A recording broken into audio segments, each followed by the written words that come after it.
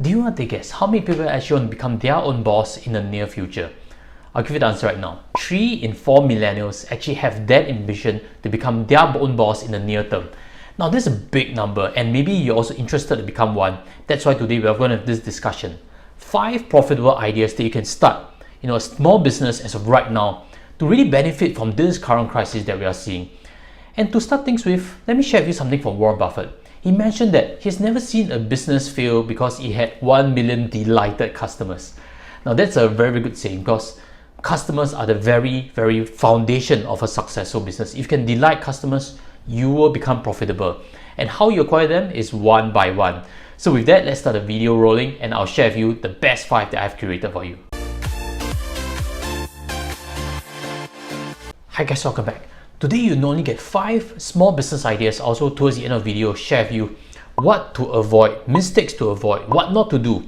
These are equally important because getting good ideas is one, avoiding bad ideas is the other side of the equation. So stick to the end, I'll touch on those topics. And to start things with, what is the most obvious yet still profitable small business idea is none other than bubble tea. Now, bubble tea is really seeing a build up in terms of craze right now. It's pretty surprising because it's not new in any case, but this concept of bubble tea really has a lot of fans building up, especially in Singapore and Southeast Asia if I'm not wrong. I've actually this story to start with. This is actually Tido. Tido is just any other bubble tea brand, but it's actually started by ex-air stewardess. So airline industry, if you follow this channel, I cover a lot on SIA.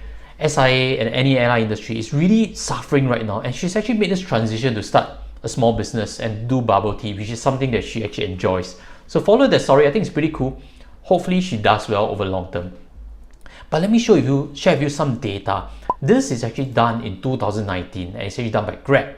And what we can see over there is Southeast Asia is a huge consumer of bubble tea. The number one is Thailand. If you're watching this on Thailand, fantastic. Bubble tea is 6 cups per month per consumer. That is a huge market size.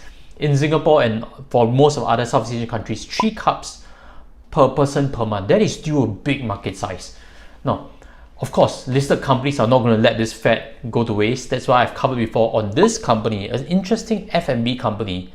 And that company is none other than Koufu. If you haven't seen that video before, I'll leave links below. Follow that discussion because Koufu has actually grown its bubble tea brand, R&B bubble tea, and they've actually grown to 16 outlets. And I think it's actually a very good driver for its profitability in the next 1 to 2 years. So not only Koufu, I've actually seen before other popular brands because I speak to office ladies and stuff. And actually Tiger Sugar is actually another very popular brand. And I've looked at its growth also to give you more analysis on it. Tiger Sugar actually came to Singapore in October 2018, and in the next 1.5 years, they've actually expanded to 6 outlets really.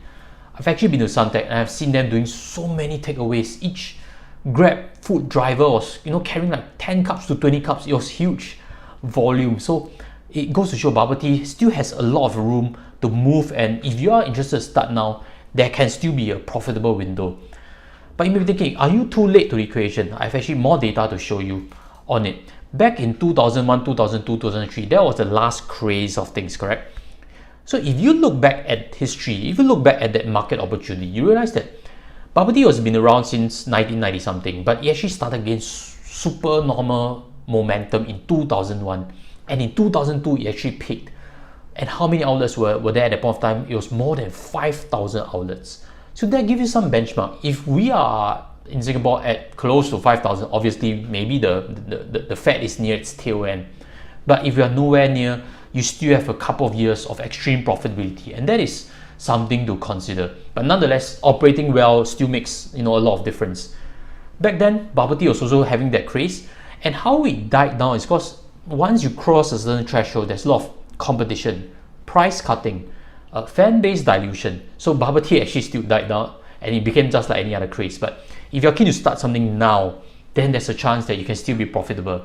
And with that, let's move on to the next idea. The second small business idea is to set up a takeaway shop for fried food. In this current pandemic, what do we see? We see people ordering a lot of Western food, a lot of French fries, correct? Everybody's eating unhealthily, unfortunately. But from a business point of view, that means a growing market demand. And if you want to be profitable, you need to understand market trends. And right now, what we can see is takeaway is very important moving forward in this pandemic because there's social distancing. You shouldn't have a fried food buffet whereby everyone needs to sit down. If you're takeaway, it's pretty easy. I've actually a friend who's still doing quite well. He operates on a hawker store, so I'll just do a quick shout out for him.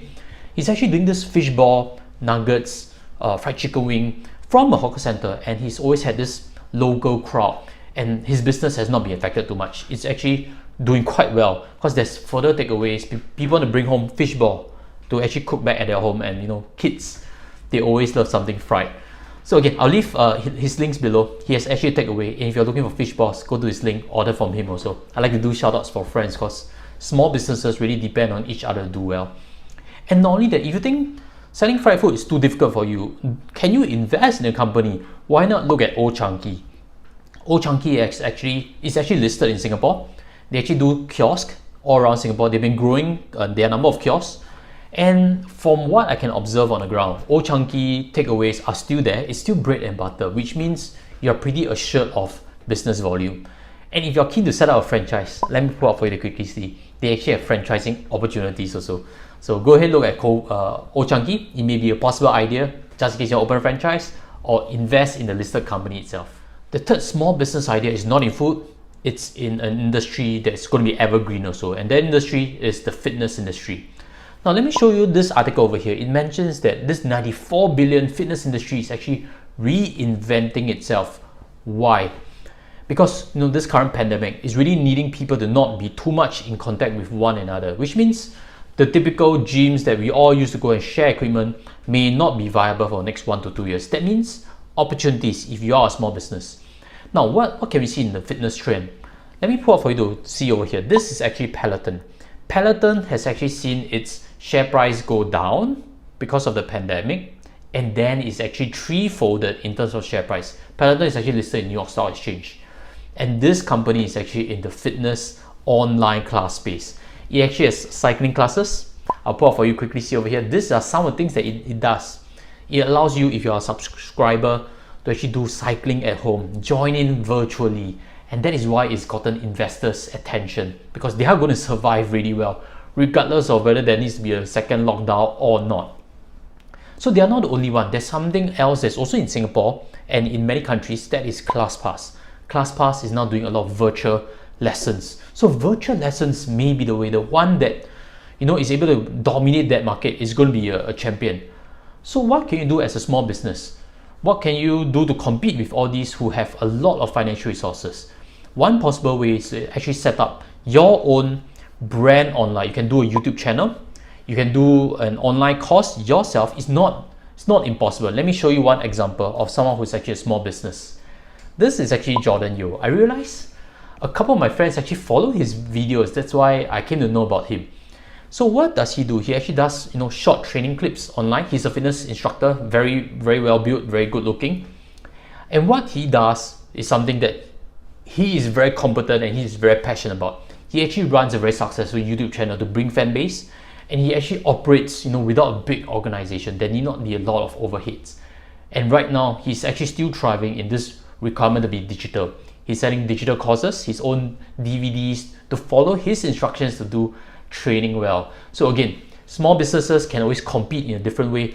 This pie that's being disrupted is the usual pie whereby Fitness First, Virgin Fitness, all these chains are actually experiencing a dropout in customers. And if you're passionate about fitness training, this is an opportunity for you to capitalize. Do a YouTube channel, really do your digital course, and you may have certain profitable margins coming your way. Now, if you've enjoyed the sharing so far, smash the like button so that more people can see valuable content like this. And again, join our community, become more financially savvy.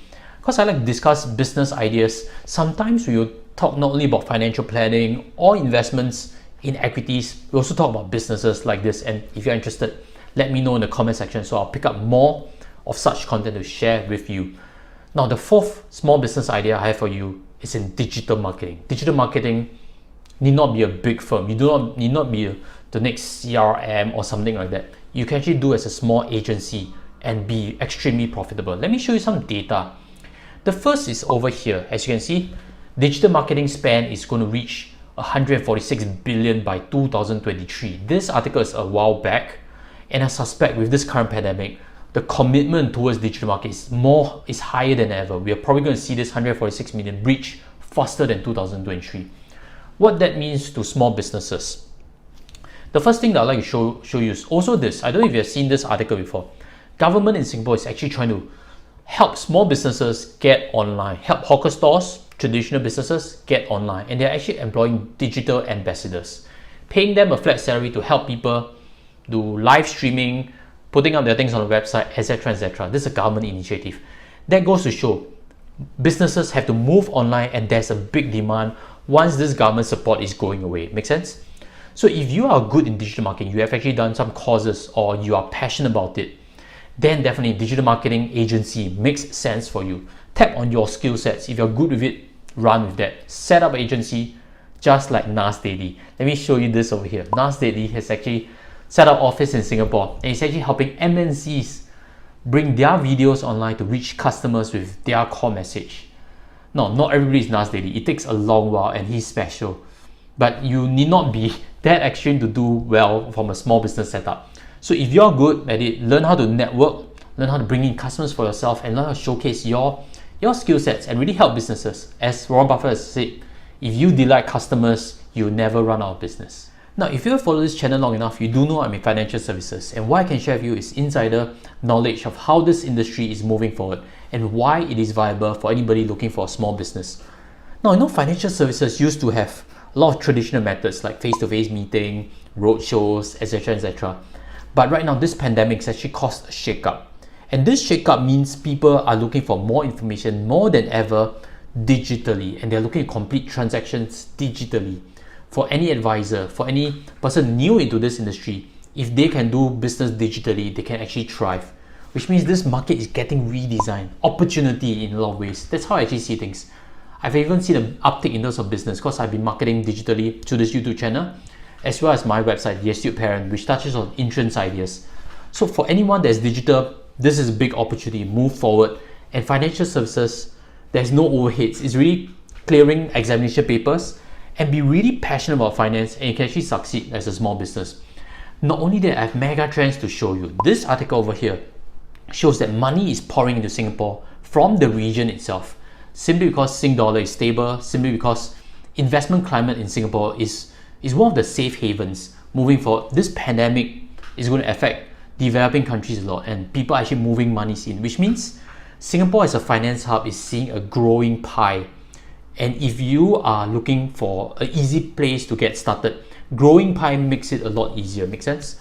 So again, I hope this 5 sharing helps you. I'll next move on to what to avoid, just in case you are thinking of coming up with some ideas of your own. Look at this next section, which touches on things to avoid and lessons that you must take heed on before you move on to your own small business. Now in this section, I'll be touching on mistakes and failure case studies just to help you a bit further in case you are starting a small business as of right now. Now let's look at this, which is mentioned by Jack Ma. He's actually shared before that when he approaches learning from other people, he always focuses on where the failures actually come in. He looks for case studies on failures. Why does he do that? He's actually mentioned that if you look at other people's success model, there can be a lot of attributing factors to it. You can't really grasp where it actually created the business to do well. But the failure reasons are always a few, and those, if you avoid it, you save yourself a lot of heartache, you save yourself a lot of financial pain. And I've actually a case study to show you also, just in case you are keen to listen for failure case studies.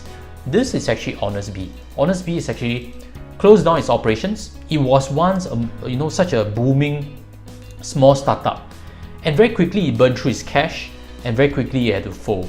HonestBee actually tried to do delivery. Delivery is a hard business. The margins are so thin, it's so labor intensive, and they actually could not be viable. So that's why they've actually closed down. So if you're thinking of doing a small business related to food, and for example doing helping people do takeaways, sending food to places, you should know and you should look for case studies along this line that shows you the problems. Unless you can engineer a different method, stay out of that equation, because even HonestBee couldn't be profitable. What more to show you? If you're looking for food delivery, even Deliveroo and Grab are not doing that well also. So this is actually some evidence that this market is not as easy to be profitable. It's very competitive in a lot of ways.